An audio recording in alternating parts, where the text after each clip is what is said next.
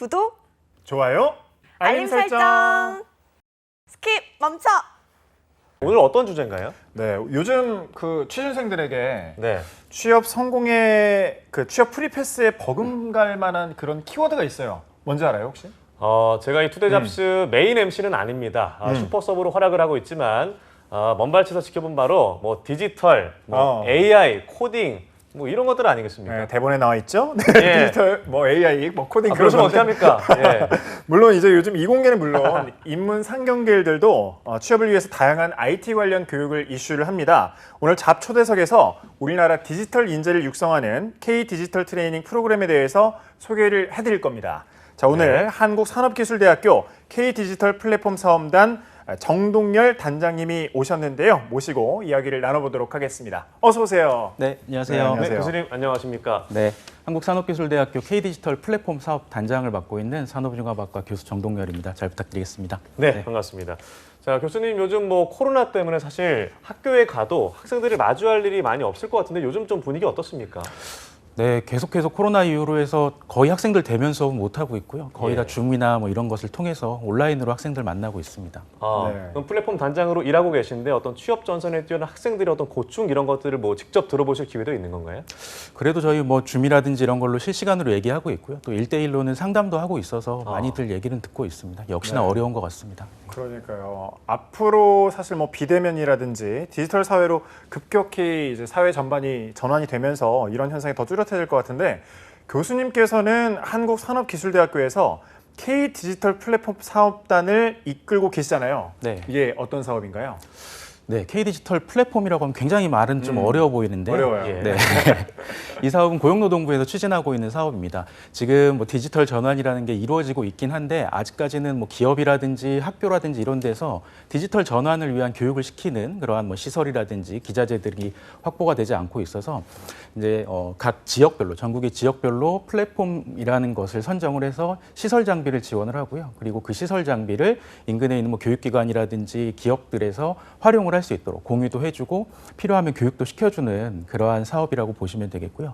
저희 학교 같은 경우는 경기 지역의 플랫폼으로 선정이 돼서 올해부터 운영을 하고 있습니다. 아, 그렇군요. 자, 이 몇 년 전부터 이 4차 산업혁명이란 말은 계속 꾸준히 나왔잖아요. 근데 코로나가 되면서 언택트 시대. 사실 요즘에 수업도 뭐 줌으로 많이 하는데 그렇죠. 줌이라는 것도 굉장히 이전에 없었던 새로운 플랫폼이기도 하고 뭔가 굉장히 많이 변했다라는 생각이 들어요. 네, 맞습니다. 이 4차 산업혁명으로 해서 한 5년 전부터 계속해서 뭔가 변하고 있었는데 예. 또 코로나 이후로 해서 굉장히 많이 좀 당겨진 것 같습니다. 어떻게 보면 이제 미래가 도래된 게 아니라 도래되어졌다 이렇게도 표현을 하는데 굉장히 많은 변화가 있습니다.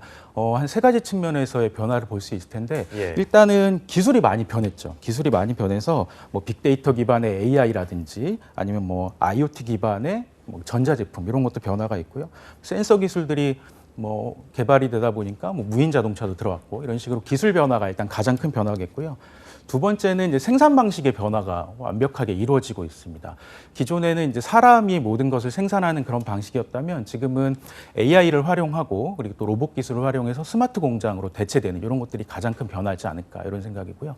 그리고 마지막 세 번째는 아까 줌도 말씀하셨는데 업무 방식이 또 급격하게 변하고 있습니다. 예. 기존에는 사람들이 사무실에 모여서 한 공간에서 업무를 했다면 지금은 클라우드 기반으로 해서 어디서든지 일을 하거나 뭐 이런 것도 변화가 있고요. 기존에는 이제 문서 작업을 해서 보고를 하고 문서 작업으로 소통했다면 이제는 뭐 BI 기반이라고 해서 BI를 통한 그러한 뭐 보고 환경의 변화 이런 것들이 대표적인 변화라고 볼 수 있겠습니다. 전반적으로 다 변하고 있다 이렇게 설명드릴 수 있겠습니다. 네. 지금 뭐 말씀만 들어봤을 때도 굉장히 이게 뭐 미래에 대한 산업이고 먹거리 산업이고 또 그걸 또 이끌고 있는 단장님이잖아요. 실제로 단장님께서 그 업무를 하실 때 클라우드 기반으로 뭐 한다든지 다 그런 식으로 자동화 시스템이라든지 AI라든지 그런 걸 이용하면서 직접 업무를 하시나요? 실제로 보실 때도? 사실은 저도 이제 재작년까지만 해도 거의 다 이런 거는 사용하지 않았어요. 네. 저도 뭐 디지털 관련된 교육을 하고는 있지만 저도 여전히 아날로그를 좋아했는데 한 2년 전부터 이제 어쩔 수 없이 저도 디지털을 대면하고 있는 것 같습니다. 네. 코로나 이후로 해서 수업도 이제 학생들에게 실시간으로 줌 같은 실시간 기반으로 하다 보니까 어쩔 수 없이 저도 배우고 있고요. 또 이런저런 교육을 시키거나 아니면 학생들도 취업을 시키기 위해서 기업들을 만나보고 하다 보니까 어쩔 수 없이 저도 디지털화 되어가고 있는 것 지금 같습니다. 어쩔 수 없이라는 단어를 3번 말씀하셨거든요. 근데 정말 간절합니다. 네, 네. 그러니까 어쩔 수 없이라고 하셨는데 막상 그렇게 해보시니까 어때요, 실제로? 처음에는 정말 힘들었어요. 네. 처음에는 사실 창피하죠. 학생들도 없는 상태에서 카메라 네. 보고 수업하는 게 정말 어색했는데 이제 2년이 지나다 보니까 어쩔 수 없이가 아니라 이제 편안하게 당연히 이렇게 해야 되는 거고 하다 보니까 또 편하다 이런 생각은 들고 있습니다. 네, 그동안에 뭐 산업혁명이 있을 때마다 세상에 뭐 큰 변화가 이루어졌잖아요. 근데 뭐 4차 산업혁명은 그 변화의 크기가 이전과는 정말 비교할 수 없을 정도로 하는데 이건 좀 어떤 어떤 이유 때문에 그럴 걸까요? 제가 이 변화를 보니까 크게 한 3가지 정도로 말씀을 드릴 수가 있을 네. 것 같아요. 첫 번째는 과거에는 기술이 발달을 하면 그것이 산업으로 전파되고 산업으로 전파하면 어떤 것이 새로운 물건이 나오고 네. 그게 또 현장으로 가서 우리 일상생활에 녹아드는 이런 모습이었다면 지금은 기술이 나오면 산업에서도 가져가고 일상에서도 가져가고 또 교육기관에서도 가져가고 이런 그냥 한번 뭔가 던져지면 그냥 한꺼번에 확 확산되는 이런 형태로 변했다는 게 첫 번째고요. 두 번째는 이게 좀 학생 입장에서 다행일 수도 있는데 기술이 하나가 나오게 되면 이 기술이 어느 산업이든지 골고루 분포를 하게 됩니다.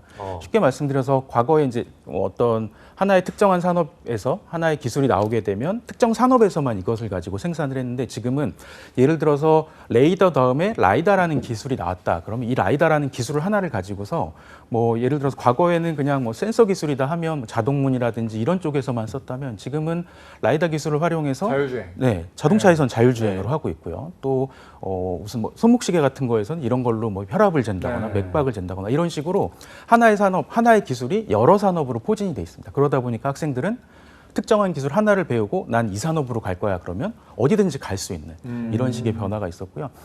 마지막 세 번째는 이게 좋으면서도 안타까운 건데 기존에 일을 하고 계시는 재직자랑 지금 노동시장에 뛰어들 청년이 제로 베이스에서 경쟁을 하기 시작을 했습니다. 네. 과거에 기존에 계시던 근로자분들도 전혀 다른 형태의 디지털 전환이 이루어지다 보니까 기존에 하시던 업무 방식에서 완벽하게 변환을 시키셔야 되는 상황이에요. 학생들도 이제 변화된 상황에서 노동시장으로 뛰어드니까 제로 베이스에서 시작이 되는 거고 그러다 보니까 학생들에게는 좀 무한한 기회가 열렸다 이렇게 표현을 할 수 있고 재직자분들에게는 기존에 없는 새로운 전환을 준비를 하셔야 된다 이런 좀 어떻게 보면 좀 안타깝기도 하지만 어떤 그 대격변의 시대가 왔다 이렇게 3가지 정도로 볼 수 있을 것 같습니다. 네, 이 기술과 산업 발전이 사회에 미치는 영향을 정리를 해주셨는데, 자 이것은 이제 개인뿐만 아니라 또 정부 한 나라도 대응을 해야 되지 않겠습니까? 정부는 어떤 방안을 좀 내놓고 있습니까? 여러 가지 준비를 하고 있습니다. 산업 현장도 바꾸고 있고 인력 양성도 바꾸고 있는데 저는 이제 인력 양성 측면에서만 말씀드리면 각 부처에서 본인의 부처에 맞는 인력을 양성하기 위해서 대략 한 100개 정도의 인력 양성 사업을 추진을 하고 있습니다. 네. 인력 양성 사업을 추진하는데 이 100가지라는 게 제가 이제 계산을 해보니까 AI, 빅데이터, 클라우드 등등을 포함해서 약 20개 정도의 분야가 나오더라고요. 신기술 분야가 20개 정도 분야의 인력 양성을 하고 있고 이 인력 양성은 그냥 학생들이 노동시장으로 가는 교육뿐만 아니라 기존 재직자들이 재교육을 받을 수 있는 그런 교육까지 포함해서 굉장히 많은 것을 하고 있습니다. 근데 또 그렇게 하다 보니까 문제가 되는 게 여러 부처에서 중구난방으로 교육을 시키는 그런 문제가 발생을 할 수 있어요. 그래서 작년부터 고용노동부를 중심으로 해서 디지털 협업 예산이라는 사업을 하는데 이것은 100가지 정도의 사업이 있으면 이 사업을 분야별로도 정리를 하고 수준별로도 초급이냐 중급이냐 고급이냐를 구분을 해서 어떻게 보면 이제 전 국가가 하나의 시스템으로 하나의 체계에서 디지털 교육을 시키는 그런 좀 체계를 갖춰가고 있다 이렇게 좀 얘기할 수 있겠습니다. 네, 아무래도 필요성 때문에 디지털 인력을 육성하기 위한 그런 노력이 엿보이는데 교수님께서는 아무래도 교육 현장에 계시잖아요. 실제로 보시면서 많이 좀 느끼셨을 것 같아요. 그래서 디지털 교육이 어떤 부분에서 좀 부족함이 있다, 뭐 아니면 이런 점은 좀 고쳤으면 좋겠다 이런 부분도 있을 것 같아요. 디지털 교육을 정말 많이 시키세요. 모든 네. 교육기관에서 디지털이라는 것을 일단 메인 타이틀로 걸고 교육을 시키시는데 예. 제가 생각하기에는 2가지 측면에서의 문제가 있는 것 같습니다. 첫 번째는 디지털 기술이라는 것과 그다음에 최종 생산 결과물, 우리 엔드 프로덕트라고 얘기하는데 이것을 구분하지 않고 교육시키는 것이 문제라고 생각이 됩니다. 굉장히 좀 어려운 표현일 수도 있는데 이런 거예요. 우리가 빅데이터를 가리키고 AI를 가리키면 그 AI를 가지고 취업할 수 있는 분야는 무궁무진합니다.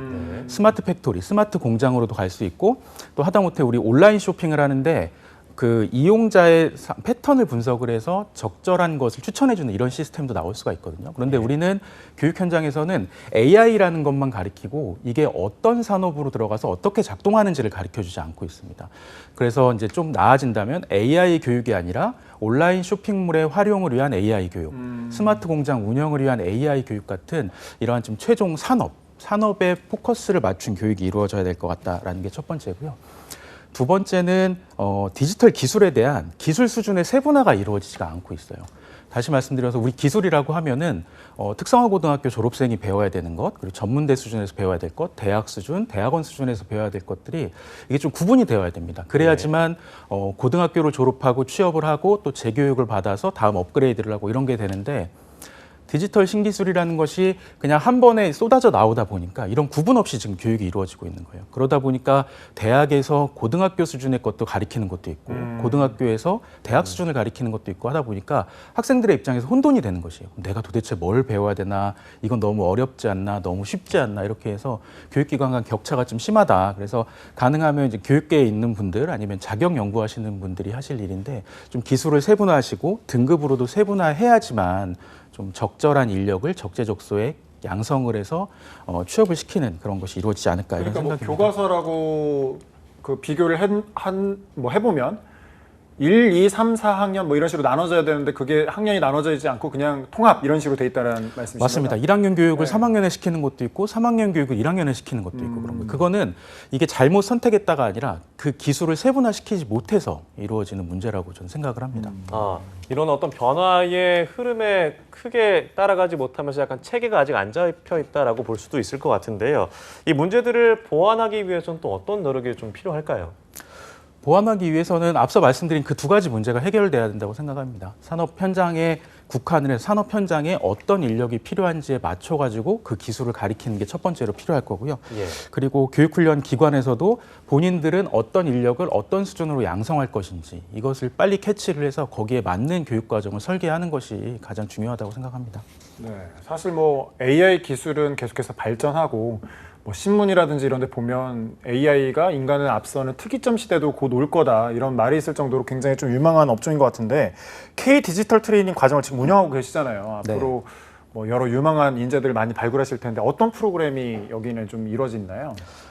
K 디지털 트레이닝이라는 과정을 보시려면 먼저 작년에 정부에서 발표한 국가 발전 전략 중에 하나인 한국판 뉴딜 사업을 먼저 보셔야 될 텐데 예. 한국판 뉴딜 사업 중에 하나가 디지털 뉴딜이라는 것이 있습니다.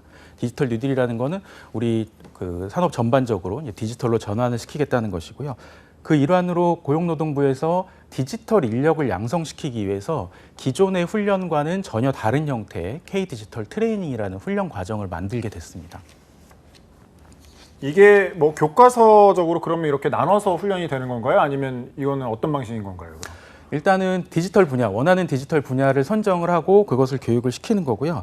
다만 이 과정의 특징이라는 거는 디지털 신기술과 관련돼서 현장에서 어떤 수요가 있는지, 예를 들어서 현장에서 우리는 AI 인력, 스마트 공장을 운영하기 위한 AI 인력을 양성하고 싶다라고 하면 훈련기관에서는 그 기업과 협약을 맺습니다. 협약을 맺어서 이런 것을 가리키겠다라고 협약을 하시고요. 협약을 한 다음에 그것에 대해 교육시키는 게 첫 번째 가장 큰 특징이라고 할 수 있겠습니다. 네, 그럼 기존에도 이런 훈련들이 있었을 것 같긴 한데 지금 새로 말씀하신 이 K 디지털 트레이닝 이 두 가지 이전에 있었던 것과 지금 새로 만들어진 것과의 차이는 좀 어떤 게 있을까요? 일단 내용 측면에서는 디지털에 국한되어 있다. 디지털에 포커스를 맞추고 있다는 게 가장 큰 특징이고요.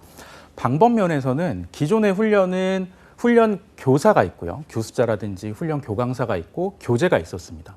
그래서 뭐 온라인이 됐든 오프라인이 됐든 무조건 전달하는 방식이었다면 이제 교육하는 방식이 많이 변했습니다. 학생들이 좀 능동적으로 할 수 있도록 예를 들어서 뭐 온라인 교육을 좀 강화하고 그리고 오프라인에서는 이것을 뭐 토론 형태라든지 이런 식으로 운영하는 게 뭐 하나의 방법일 테고요. 네. 또 하나는 이제 교강사가 없는 교육이라 그래서 학생들이 배웁니다. 학생들이 온라인을 통해서 영상을 통해서 배우고 그리고 나서 퍼실리테이터라고 하는데요. 굳이 교수님이 아니더라도 현장에 계시는 전문가라든지 아니면 대학원생이 될 수도 있고요. 어떤 뭐 누가 됐든지 간에 그들을 통해서 이제 피드백을 받는 이런 형태의 교육도 있고요. 또 하나는 좀 재밌는 게 우리 기존에는 이제 컴퓨터 교육을 하면 교수님이 앞에서 쭉 설명하시고 학생들이 따라하고. 거기에 맞춰서 따라서 하는 예. 그런 형태였는데 이제는 그런 것이 아니라 문제를 주어집니다. 이것을 개발하시오라고 전달을 하면 학생들이 앉아서 이렇게 코딩을 하는 거예요. 학생들이 쭉 코딩을 하면 옆에서 AI가 자동으로 이 문장은 틀렸습니다. 이건 맞습니다라는 바로바로 것을 실시간으로 알려주는 알려주는 거예요? 이런 형태입니다. 그래서 기존에 이제 교강사가 수업하는 형태였다면 이런 능동적인 방식으로 변했다라는 게 교육 방식의 또 다변화 중에 하나일 테고요. 마지막으로 이제 현장 중심 교육이라고 하는데 대략 뭐 500시간에서 800시간 교육을 하는 도중에 프로젝트 교육을 하게 됩니다. 그래서 프로젝트 교육이라는 거는 학생들에게 문제를 주어지고 나서 그 문제를 학생들이 스스로 풀게 하는 그런 형태의 교육이에요. 이런 것들이 좀 차별화된 기존의 훈련과는 많이 차별화된 방식이다 이렇게 이해하시면 되겠습니다. 네, 뭐 교수님이라든지 대학원생이라든지 뭐 이런 식으로 물어본다라고 했잖아요. 모르는 부분 따로 뭐 이렇게 선생님을 두지는 않고. 그러면 물어본다라고 했을 때 줌이라든지 뭐 그런 걸로 물어보나요? 아니면 뭐 직접 찾아가서 물어보나요? 뭐 직접 찾아가서 물어볼 수도 있고요. 줌을 통해서 물어볼 수도 있고 아니면 저희 뭐 게시판을 통해서 물어볼 수도 있고 다양한 방식으로 물어보는데 여기서 가장 중요한 거는 학생들이 어떤 방식으로 물어보느냐가 중요한 것보다는 학생들이 내가 궁금한 걸 찾아낼 수 있느냐 없느냐가 가장 중요합니다. 기존에는 일방적으로 교육을 시키다 보니까 나 이거 잘 모르겠네. 그냥 다시 한번 책 봐야지 이런 거였다면 예. 이제는 학생들이 스스로 공부를 하는 거잖아요.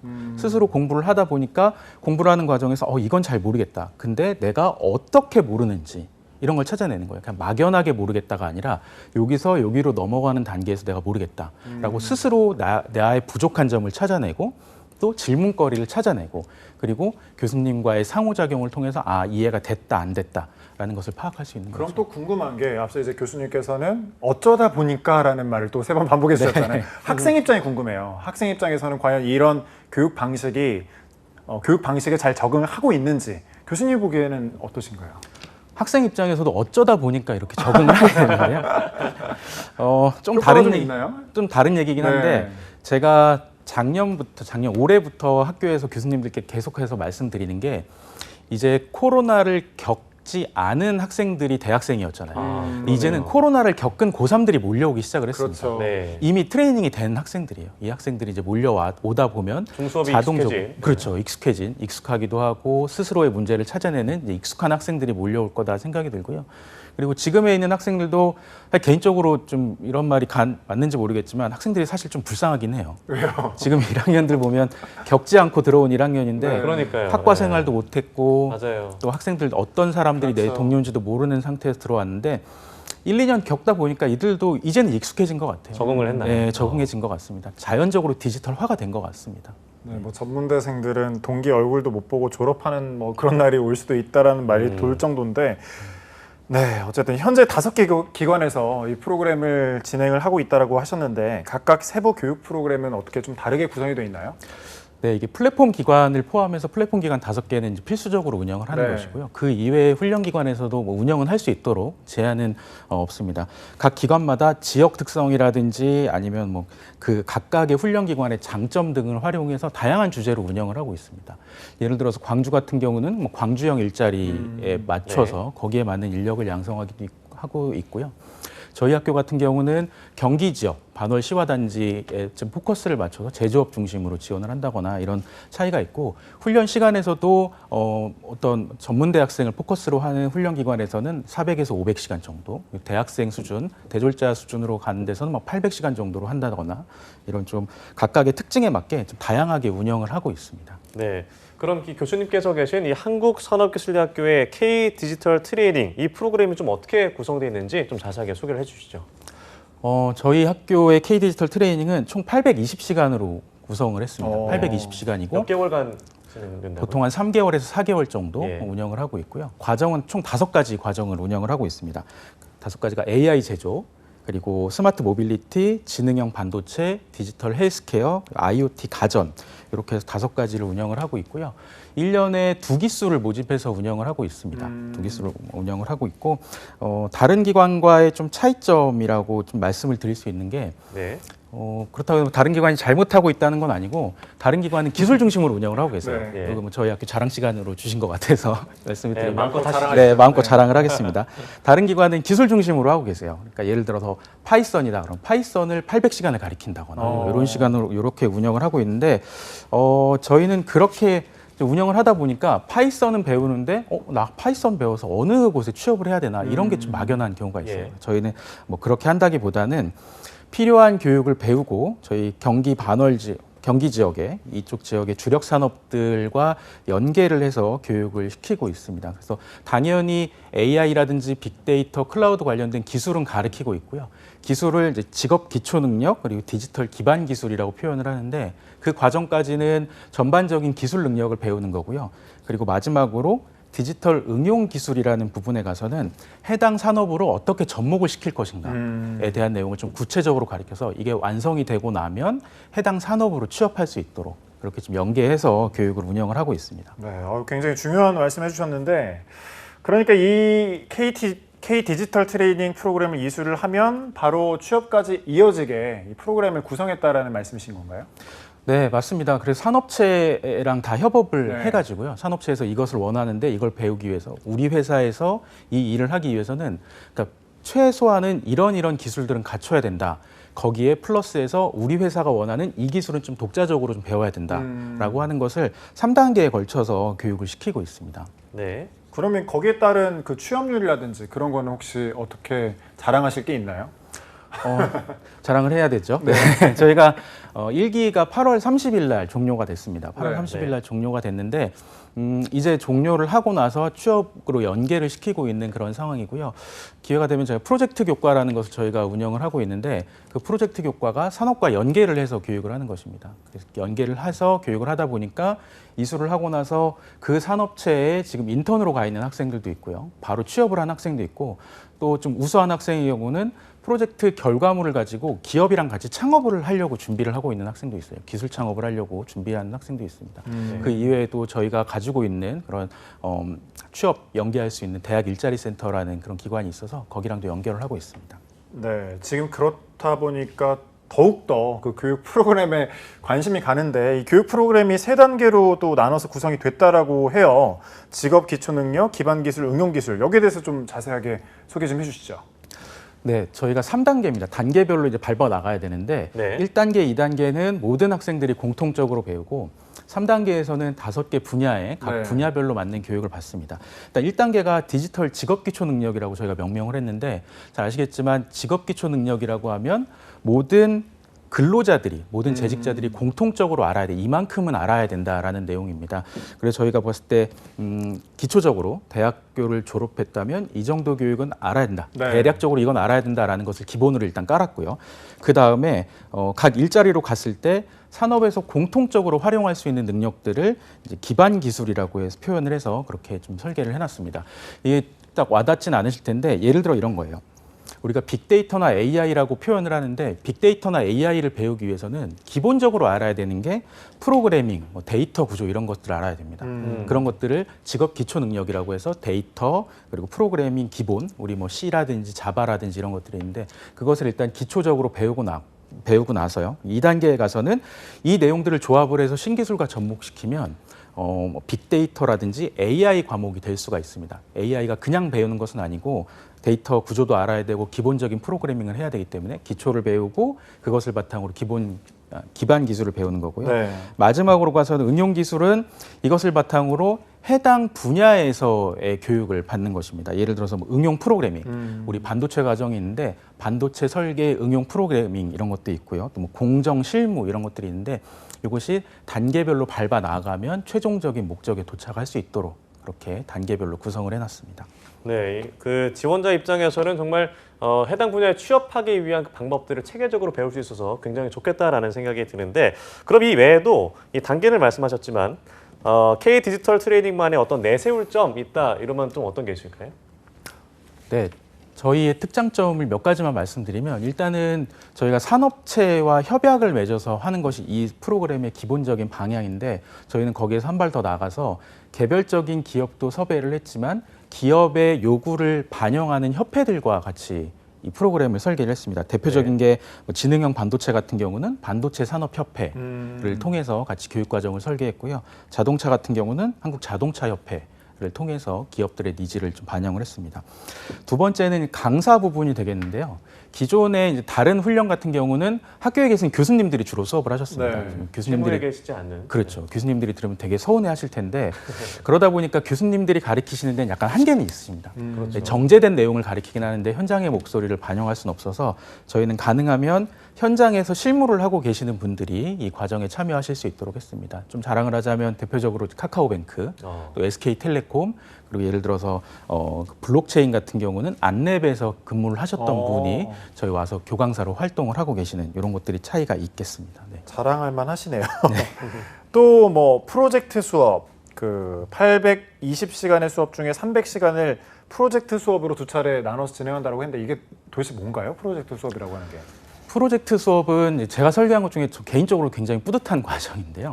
프로젝트는 학생들이 실제로 문제를 푸는 과정이에요. 문제를 푸는 과정인데 저희 총 800시간 중에 약 400시간의 이론 수업을 듣고 그리고 그 이론을 바탕으로 학생들이 100시간짜리 문제를 풀어보고 그리고 부족한 부분을 다시 또 200시간의 이론 수업을 듣고 다시 200시간의 프로젝트를 하는 그런 과정이 되겠는데요.